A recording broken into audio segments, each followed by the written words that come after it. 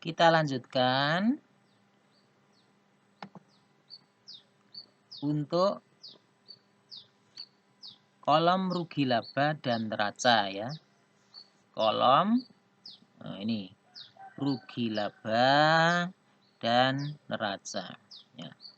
Kalau Anda sudah selesai menyusun NSSD, neraca saldo setelah diisukan ya, dengan jumlah sini balance, maka Anda akan masuk di kolom rugi laba.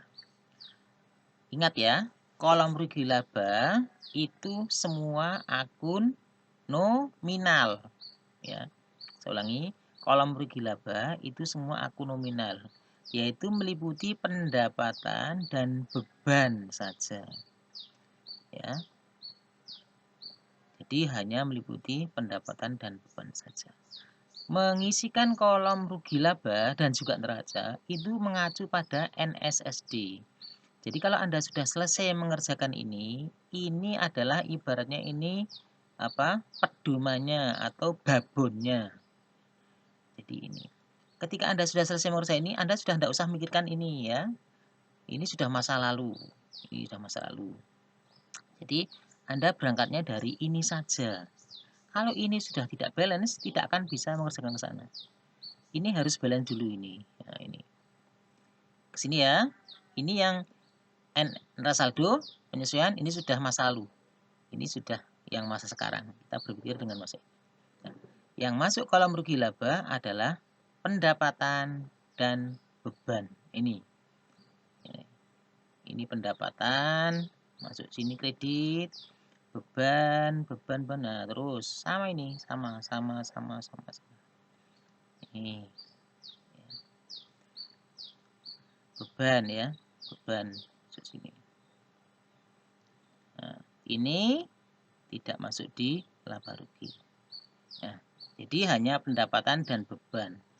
Kemudian dijumlahkan di sini.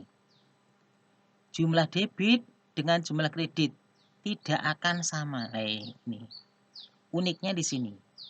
Kalau ini harus sama, ini harus sama, ini harus sama. Tapi kalau ini justru tidak boleh sama.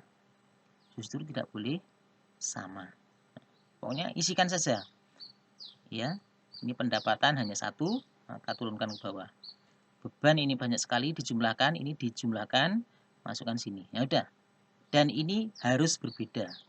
Harus beda. Oke? Sekarang yang ini, neraca. Nah, kalau tadi rugi laba itu akun nominal, sekarang neraca itu akun real, akun nyata. Ya, yang tidak masuk di laba rugi, maka masuknya di neraca. Itu cara mudahnya. Nah, ini pindahkan ya. Yang tidak masuk di laba rugi, pindahkan di neraca. Yang debit masukkan debit, yang kredit masukkan kredit. Nah, ini bagian bawah juga ini ya.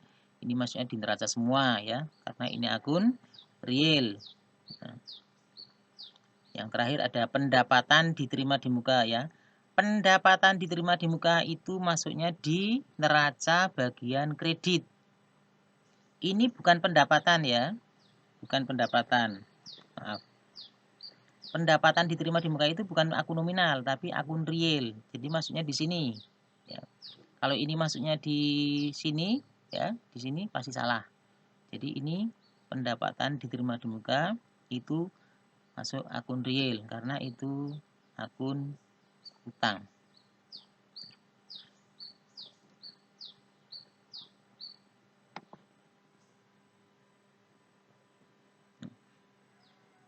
Nah, ini dijumlahkan, hasilnya juga berbeda.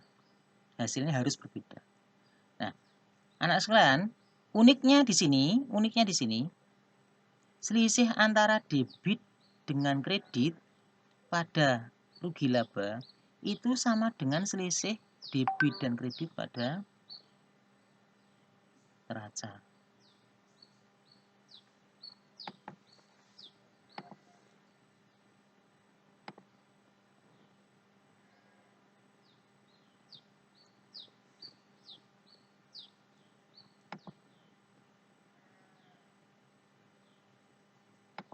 Maaf ya. Jadi selisih debit dengan kredit antara laba rugi dan neraca itu hasilnya sama. Ya. Kalau ini letakkan di sini, kalau ini letakkan di sini. Nah, unik ya. Jadi ini harus sama. Harus sama. Ini kalau keadaan rugi. Kalau laba, ini selisihnya di sini dan di sini. Ya, kalau laba itu angkanya di sini dan di sini. Setelah itu, ini dijumlahkan balance. Ini dijumlahkan balance. Ya. Anda akan menuliskan rugi bersih usaha jika di sini pendapatan ya lebih kecil daripada beban.